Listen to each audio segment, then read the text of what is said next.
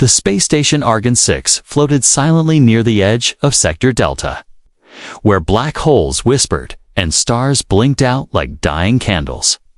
Captain Ryan stood on the landing bay deck, arms crossed, boots firm, waiting for the new arrival. From the Empire, he expected a soldier, a weapon, a monster. Instead, the shuttle doors opened and a small shadow stepped out. 4 feet tall, slim arms, pale purple skin. Wearing a glowing silver uniform with the Empire's crest burning bright on her chest, the crew stared. "Is this a joke?" whispered Lieutenant Drask beside him. The girl looked no older than 10, inhuman years. Her dark silver eyes scanned the room like a queen walking through a broken castle. She carried no weapons, no guards. Just a small silver cube in one hand that blinked softly. She stopped in front of Ryan, tilted her head, and said in a calm voice, "You're in my seat." Ryan blinked. "Excuse me." The girl stepped closer and repeated, "You are in my seat, Captain." "Ryan?" The crew chuckled nervously. Drask let out a full laugh.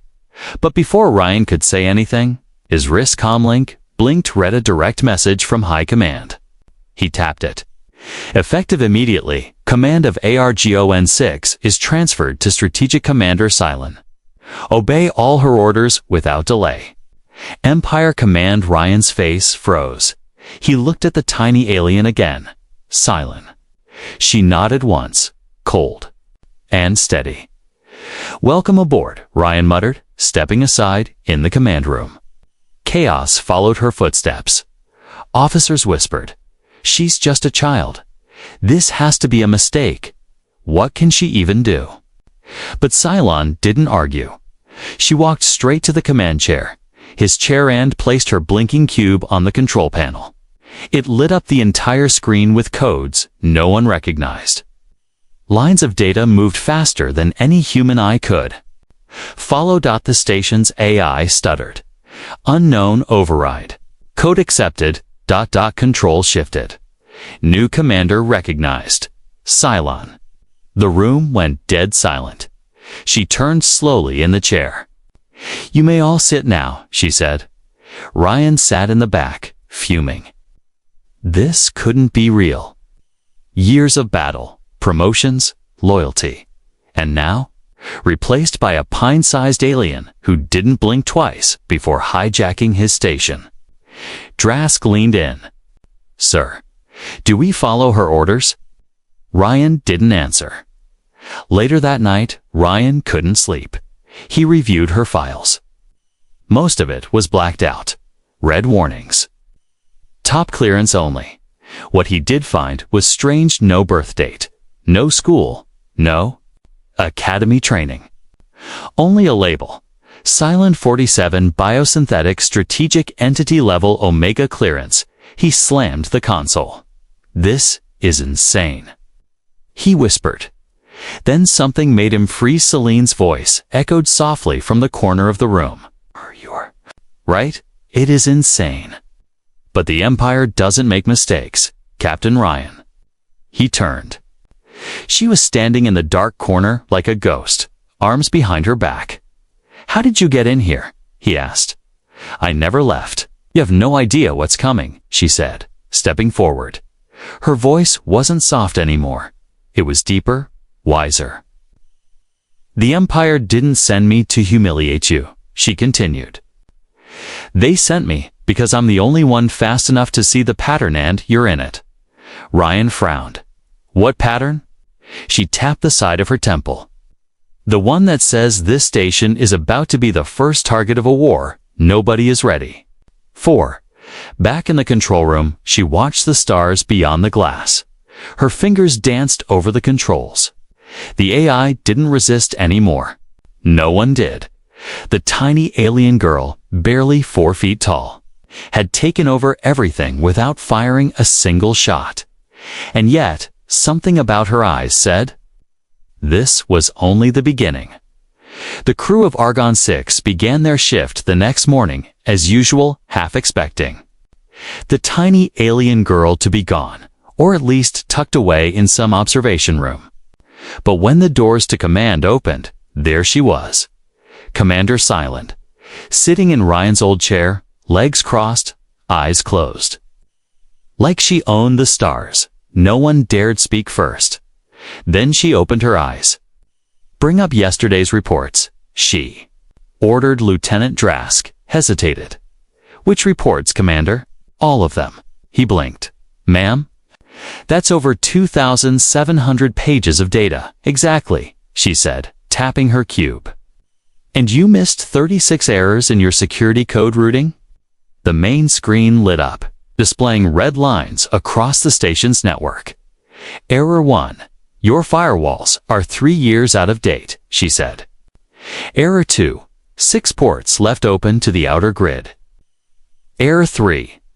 The crew watched in silence as the screen scrolled automatically, faster than any human hand could move. Drask swallowed. "We didn't know." Silent turned her gaze. "On him. That's why I'm here." Captain Ryan watched all this from the back of the room, arms folded tight. His jaw clenched harder with every passing second. He had run this station for 6 years. Won medals. Survived wars. Now this tiny girl made him feel like a rookie with his boots on the wrong feet at 1400 hours. She called for a full crew assembly in the central chamber. Hundreds of officers and engineers gathered. Some whispered, some grumbled. A few laughed. And then Silence stood on the high platform, no microphone. No speech, just her voice, calm and clear. "I know many of you don't respect me," she said. "You think I'm small? You think I'm strange? And you think this is temporary?" Whispers spread like wildfire. "You're right," she continued. "I am temporary. I wasn't made to live long." That shut everyone up. She raised her hand and pointed to the ceiling where a projection appeared. Not a star map, not troop positions, it was Earth. "The Empire is using Earth like a hammer, strong but blunt," she said. "But someone is about to break the hammer." The map zoomed out. Strange movement patterns appeared around the outer rim of the galaxy. Small, at first, faint, but growing. Something is coming. Something fast. Something we've never seen before. Ryan stepped forward finally. "Why should we believe you?" Cylon nodded, like she'd been waiting for him. She pressed her cube again. A full simulation began. Ships being swallowed by black storms. Entire colonies going dark. Station after station vanishing. "This is a prediction," she said. "Made by me. 3 months ago." "And it hasn't happened," Ryan snapped. "Not yet," she said softly. "But your station is on the path. You have 42 days before you're the first to vanish." That night, everything changed. Orders came fast from Celine's command. Shift. The satellite relays, reroute long-range sensors. Shut down unused power grids. Retrain combat drones using her coded patterns. The tech crew resisted at first. "This isn't standard protocol," one complained. Cylon appeared behind him without a sound. "Protocol won't save you from what's coming." She didn't yell, she didn't threaten, but every time someone challenged her, she showed them a mistake they didn't know they had made. Even the engineers began to whisper. She rewrote the drone system in 3 minutes. She solved the energy leak from Deck 7 without even going there. She speaks to the ship like it's listening. And maybe it was. By the end of the day, Ryan sat alone in the crew lounge, staring into a cold mug of synth coffee. Drask entered quietly. "Sir, she's not human." "No," Ryan said slowly. "She's not." Drask sat down. "What do we do?" Ryan looked up at the ceiling. "We wait, and we watch." Drask frowned. "You're not going to fight her." Ryan smiled bitterly. "She's not here to fight us. She's here to fight something else. And I think we'll need her more than we realize. Somewhere deep. Inside the station, in a room no human had entered before. Silence stood before a wall of light. Her eyes glowed faintly. The cube hovered beside her, whispering unknown words. She was not tired. She was not afraid, because her real mission hadn't even started yet. Captain Ryan couldn't sleep. The hum of Argon 6 usually calmed him, but now it felt like a whisper of warning. Every time he closed his eyes, he saw her Cylon. The girl who had taken over his station exposed every flaw in their systems, and now walked the halls like a quiet storm. He sat in his private quarters, the soft blue glow of the computer screen lighting his face. In front of him was her file. What little of it wasn't redacted. Name: Silent 47 species. Unknown origin. Deep void facility. 1910H. Classified clearance level. Omega plus status. Strategic asset. Do not INTR. Rho PT. He leaned forward. Facility 19X, he whispered. Even the name gave him chills. He tapped deeper into forbidden systems, places he wasn't allowed to go. His old captain codes were supposed to be locked, but strangely, the system let him in. No firewall. No resistance. It was like someone wanted him to see inside the archive logs. He found a short video. A dark lab. Shadowed figures in black robes. A large containment tank filled with glowing blue fluid. Inside, a small child, floating. Hooked to wires, eyes closed, heartbeat steady. Silent 47, third phase of the Void Intelligence Program. The voice said. Matured brainwaves indicate advanced predictive processing. Estimated mental age, 93 Earth years. Emotion suppression, incomplete. Danger level, high. Ryan paused the video. She's not just a child, he muttered. She's something built. Meanwhile, Silence stood alone in the weapons chamber of Argon 6. The lights were low. Her cube floated beside her, softly humming as it projected symbols into the air, alien language. Unknown to the Empire. Unknown even to her creators. But not to her. She read it in silence. A message. A warning. Then she whispered, "They're moving faster than I thought." The cube answered with a single beep. Prepare fallback sequence. 1. We may need to burn the sky. The next morning, Ryan walked into command and found her already waiting, like always. "I know you saw it," she said without turning around. Ryan paused. "What?" "You watched the video? The tank. The wires." He didn't answer. She finally turned and looked at him, her silver eyes calm but sharp. "Do you still think I'm just a little girl playing commander?" "No," Ryan said. "But I don't know what you are." Silent looked at the stars beyond the glass. "I am the result of desperation. The Empire needed a brain faster than light, colder than fear, and strong enough to watch galaxies burn without crying." Ryan stepped closer. "Why tell me this now?" "Because I need your help, Captain," she said. She showed him a hidden room beneath Deck 13. It wasn't on any blueprint. The door opened only when she placed her palm on the scanner. Inside, glowing panels lit up, showing a network of alien ships curved, bone-like vessels swarming at the edge of the galaxy. "They're not here for war," she whispered. "They're here to harvest stars." Ryan stared at the screen. "That's impossible." Silent tapped her cube. "Not for them. Not for the ones who came from beyond the void." She turned to him. "They have no emotions, no leaders, just hunger." He felt cold all over. "And Argon 6, she said slowly, "is the first stop on their map." Later, in the mess hall, whispers filled the air. "Did you hear? She's not even alive like us. Some say she was made from dark matter. I heard she speaks to machines in her sleep." No one said it out loud, but fear was building. Not fear of the enemy. Fear of her. That evening, Silent stood quietly on the observation deck. Ryan joined her. He didn't salute. She didn't. Expect it? Are you afraid? He asked her. No, she said softly. But I remember how it feels. He studied her. You said you weren't meant to live long. She nodded. I was made to think, not survive. So why did they send you here? She finally looked at him, eyes glowing faintly. Because I'm the only one who can speak their language. Ryan's breath caught. The invaders? She whispered. No, the stars. Speak to the stars. Because they're screaming.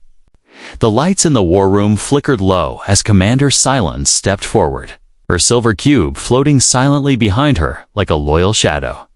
Captain Ryan stood at the edge of the room, arms folded, eyes fixed on the large screen. Every officer present had the same look: confusion and fear. Silent had called an emergency meeting with no warning. No reason she didn't shout. She never did. I've been watching the stars, she said quietly. A deep hum filled the room. The screen lit up with a map of the outer galaxy. Colorful dot stations, fleets, colonies, and around them. A thick ring of darkness, slowly closing in. These are not sensor glitches, she said. These are real ships made from void matter.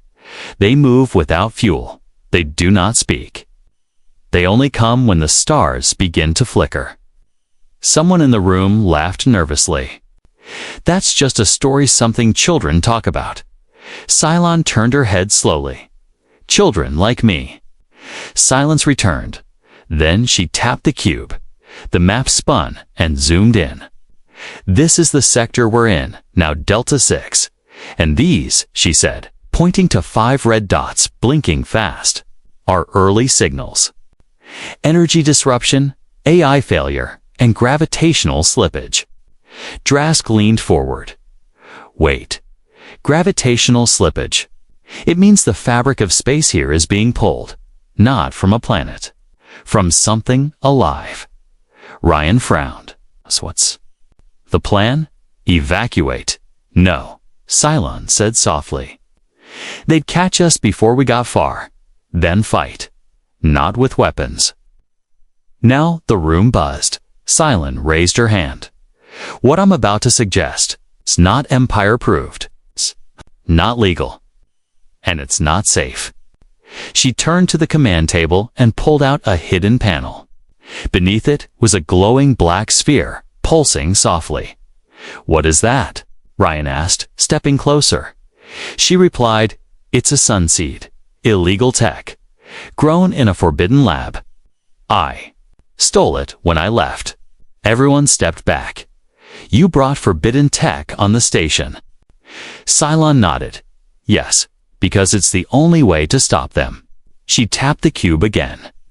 The screen now showed a blueprint of Argon 6 with a new layout. Lines, tunnels, reactors rearranged in ways no one had seen before. I'm going to change this station, she said. From inside, Ryan squinted. Into what? A beacon, she answered. A decoy, something they'll chase, and something I can control. Drask gasped.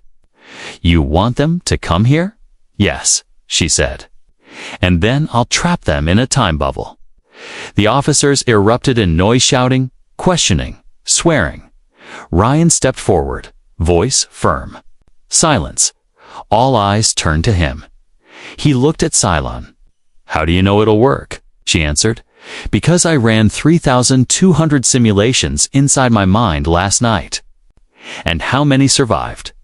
Only one, she said. This one. Later in private, Ryan paced back and forth in his office. Cylon stood calmly by the window, watching distant stars blink. You're asking me to turn this station into a trap and let monsters come knocking. Yes, and if you're wrong, I'm not wrong. Ryan sighed. You sound so sure. I don't get to guess, Captain, she said softly. I was built to know.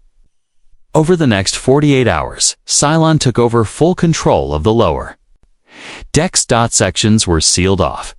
Crew were moved. Walls opened where no one knew doors even existed. Her cube grew brighter, connected to systems no human had ever touched. She worked non-stop. No food, no rest, and slowly. The station began to change. Top power grids glowed in different colors. Outer panels shifted direction. The engine room now thrummed with a new sound, low and ancient. Like a deep heartbeat. Some officers called it madness. Others called it a miracle. But no one could deny this. The girl was doing something none of them could even understand. On the third day, Cylon met Ryan at the observatory again. He leaned against the glass. When will they arrive?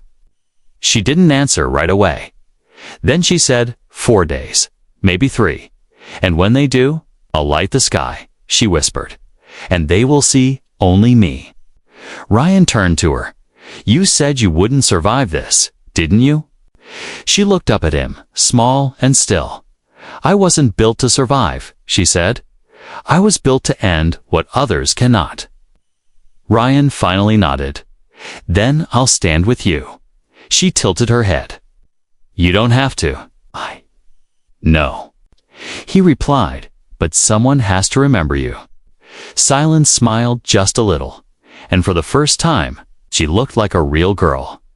The mood on Argon 6 had changed. The walls felt tighter.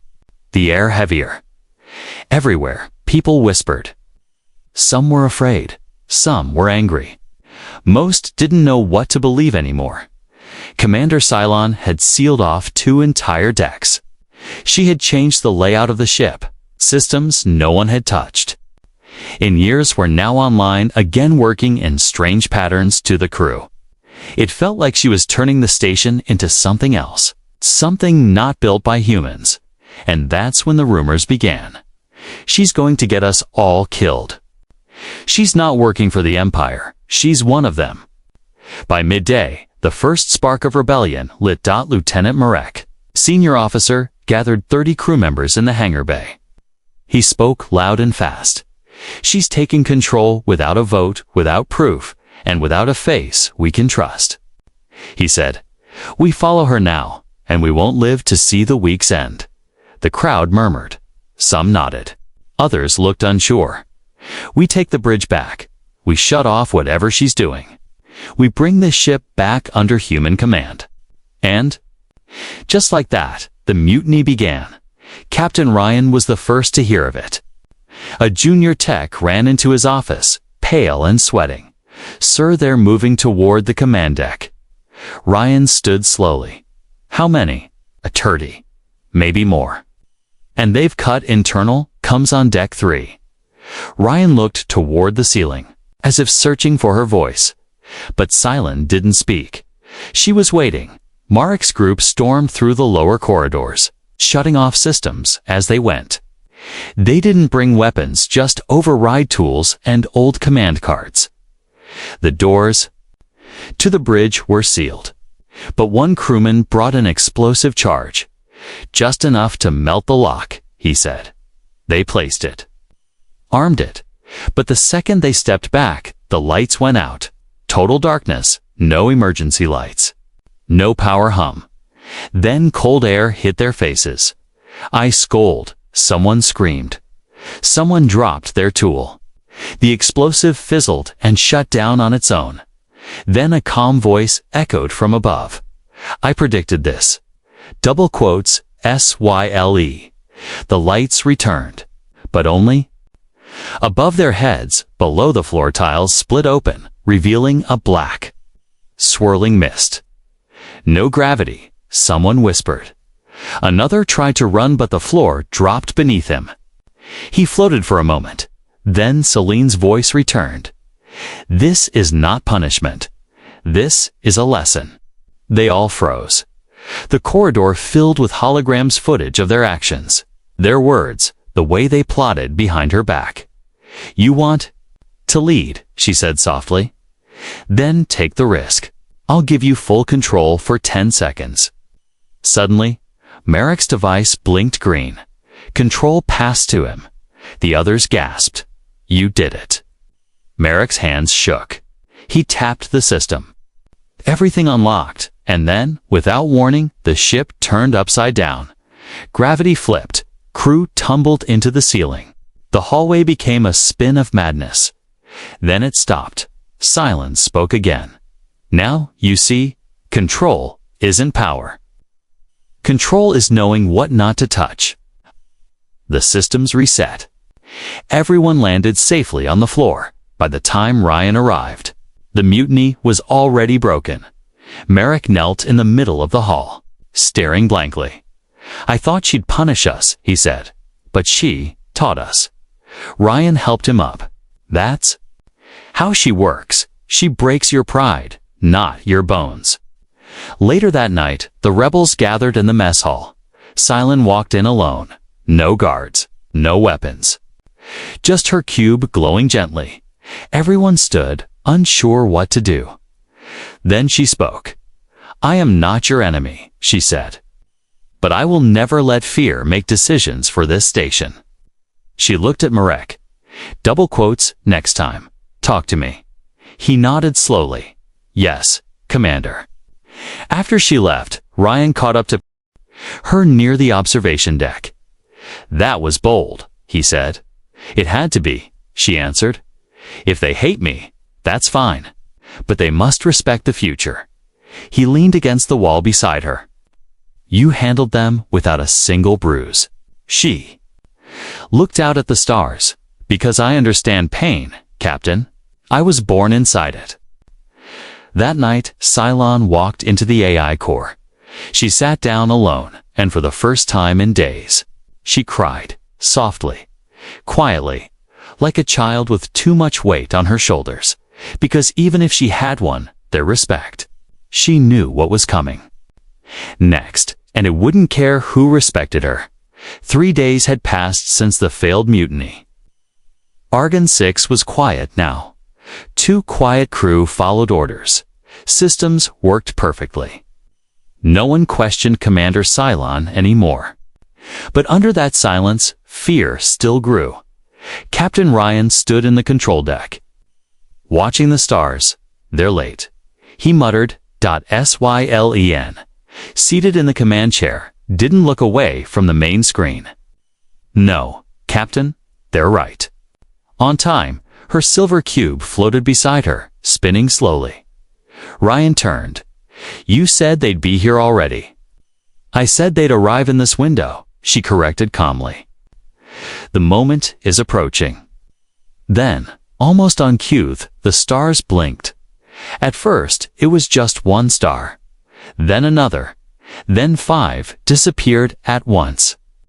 Like someone had turned off a lamp. "Sensor disruption in Sector 9, the AI reported." Ryan frowned. "Could be a system bug." "No," Cylon whispered. "It's them." The lights dimmed across the station. The room shook slightly just for a second. Then came the alarm. "Incoming mass no identification, no TRNS." The screen lit up with a black shape moving fast. It wasn't like any ship they'd ever seen. No metal, no engines, no lights. Just a living shadow stretching across the stars. Drask stepped forward. "That's not possible." "It is," Cylon said. "It's here for me." The creature or ship, or whatever it was, came closer. Gravity on the station shifted. The crew grabbed onto railings as the air thinned for just a moment. The AI stuttered. "System, override." "Emergency." Unable to process entity. Then it collapsed into silence. Dead lights flickered. The station went dark in the pitch black. Cylon stood. Her cube glowed white now, no longer silver. "Everyone remain calm," she said. "How can we stay calm?" Someone shouted. Ryan drew his blaster. "We need weapons online." Cylon shook her head. "Weapons won't work, but I will."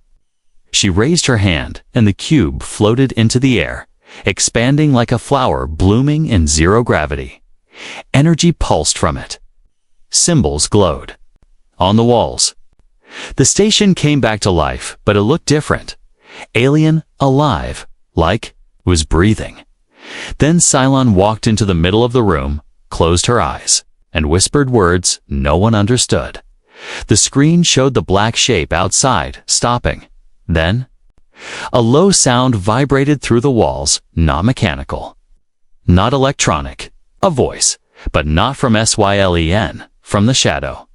She opened her eyes, glowing silver now, and whispered back in the same strange tone.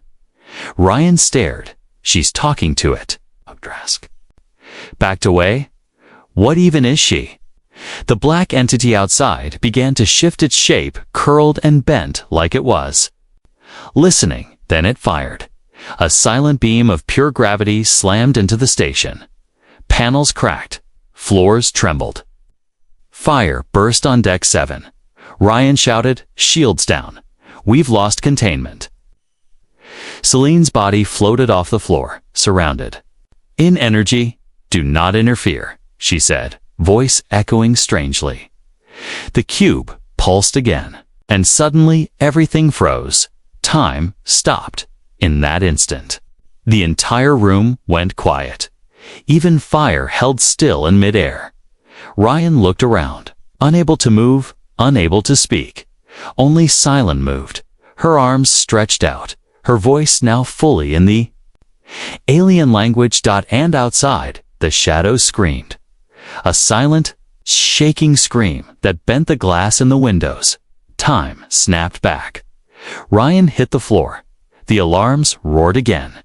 Drask gasped for breath, but the screen showed the shadow now retreating slowly like a beaten animal. It shrank, pulled away, and then vanished into the dark. Gone. Syn fell to her knees. The cube dropped beside her, dim and flickering. Ryan ran to her, catching her before she hit the floor. Her skin felt cold. Her breathing was thin. "Hey, stay with me," he said. "What just happened?" She looked up at him weakly, her voice almost gone. "I rewrote its instinct. I made it fear." "You made it fear? You?" "No," she whispered. "I made it fear what I could become." Medical bots rushed in. She was lifted and taken to the infirmary, still unconscious. Ryan stood frozen, his mind racing. This wasn't just a smart girl. This wasn't just a machine. This was something far beyond human, and she had just saved them all. Later that night, Ryan sat alone in her quiet command room. He replayed the moment she spoke, that alien tongue. Her eyes glowing silver, the cube blooming like it was alive. He whispered to himself, "What is she becoming?" But deep down, he already knew. The silence after the attack was louder than the alarms. For the first time since the tiny alien girl arrived, Argon 6 felt completely still. No shouting, no warnings, no rebellion, just waiting. Commander Cylon lay unconscious in the medbay, surrounded by blinking machines. Her cube had turned dark. Her glowing skin was pale now, her breathing slow. She didn't move. Captain Ryan stood beside her bed. He had never felt this kind of fear, not in war. Not in space. Not even when the shadow thing almost destroyed them. But now, seeing her like this, he felt helpless. Drask entered the room. Quietly, no change. Ryan shook his head. None. She saved us all, didn't she? Drask asked. Ryan nodded. And no one can even understand how. 3 hours passed. Then for Dot. Then the cube blinked just once. A soft pulse. Faint. Blue. The med systems reacted. Heart rate rising. Brainwaves sparking. Dot. Then, slowly, her eyes opened. "You're back," Ryan said, moving closer. Cylon blinked slowly.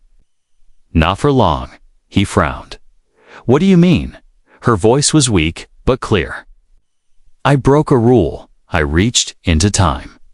That kind of power always takes something back." Ryan clenched his fists. "No, there must be a way. We'll fix you." She smiled softly. "I was never broken. Just temporary." She sat up with help, looking at him closely. "You were always meant to lead.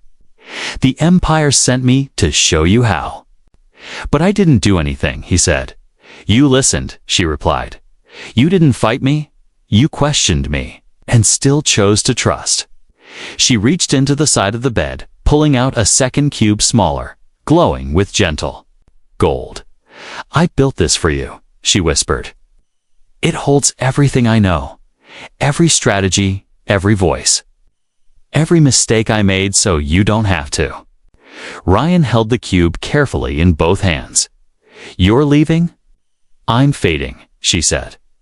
Outside the medbay, the crew had gathered. News spread fast. The alien girl who stopped a shadow from swallowing them was dying.